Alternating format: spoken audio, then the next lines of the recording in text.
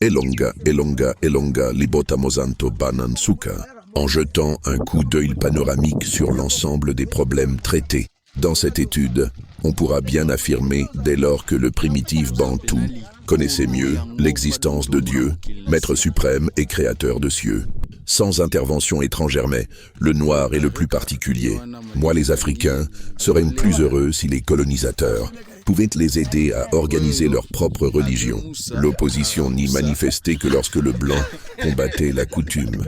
Et les idéologies religieuses bantoues, basées de leur civilisation, on sait généralement qui est l'idée de la religion est une émanation divine que personne ne peut supprimer les colonisateurs en cherchant à lutter contre les idées commises, un acte blasphématoire contre la volonté de Dieu.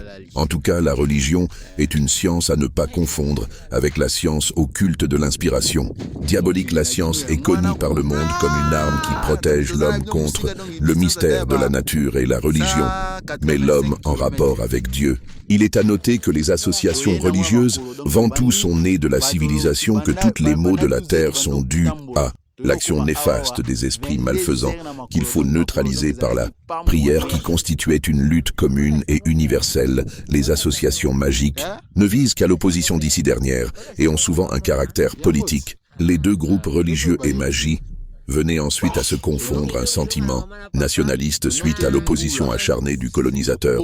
Après l'indépendance politique, les Bantous se sont dessinés à créer des églises sous les formats ancestrales, dignes par et en copiant d'autres par le système européen du culte d'instauration de la Bible. Par conséquent, peu d'églises sont restées hachées au stade traditionnaliste, croyant que l'adoption de culte occidental les conduire à l'unification de pouvoirs mieux adaptés en leur genre de vie. Le kimbanguisme, considéré comme les plus grands mouvements religieux au Congo, devrait être retenu et étudié sur des bases solides afin d'éviter la déviation de la ligne de conduite tracée par son fondateur. Il est à observer que les continuateurs des œuvres kimbanguistes ne respectent plus la voie indiquée. Ils ont fait de cette église mission une religieuse étrangère camoufle.